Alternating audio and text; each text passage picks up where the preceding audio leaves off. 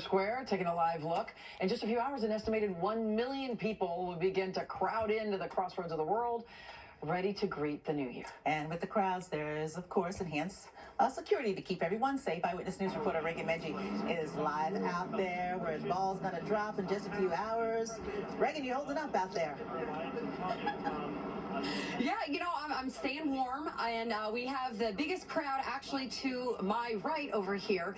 People who are really excited to watch us do our live reports all the way from, where are we from? France. You're from France? Yes.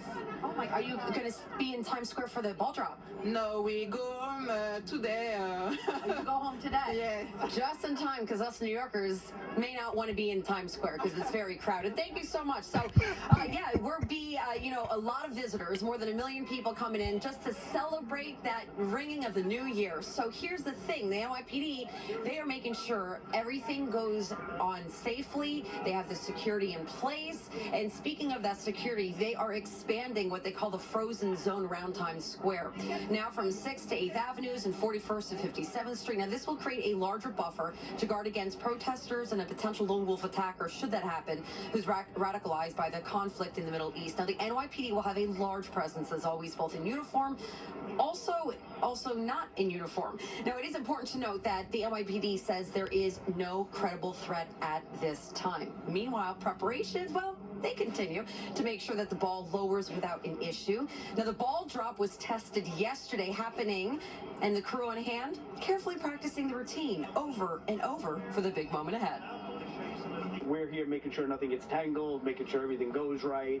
It's just we practice over and over and over again, so it's perfect on New Year's Eve. It is the most exciting place I have been in my time on Earth, and I wouldn't want to be any other place on New Year's Eve. So we're having a live look at that ball. Now it's on the base of Times Square, and at 6 o'clock tonight it will be rising all the way up the pole, and then by 11:59 it starts dropping down again. So about this ball, it is covered with 2,600 crystals. It's also covered with more than 32,000 LED lights. It's 12 feet in diameter and 11,800 pounds. So let that sink in for a second. What about the first ball? 1907. It was made of iron and wood. It had 125-watt bulbs, 5 feet in diameter, and 700 pounds. But no party's a party, Sergio, without... Here we go. That's right. The transformation. She doesn't even have hat head. You look awesome. What the heck?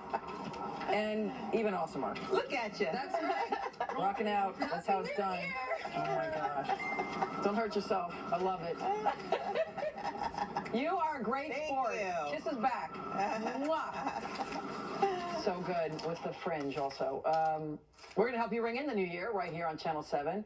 We don't have the hats, but we'll try. We're kicking off our coverage 7 o'clock with a countdown to 2024, hosted by Good Morning America's Robin Roberts. Then at 8, the start of Dick Clark's New Year's Rockin' Eve, hosted by Ryan Seacrest. Eyewitness News back at 10, and then back to Dick Clark's New Year's Rockin' Eve to count us down to the ball drop in Times Square. Again, you can catch it all here on Channel 7, starting at 7. All right, that community.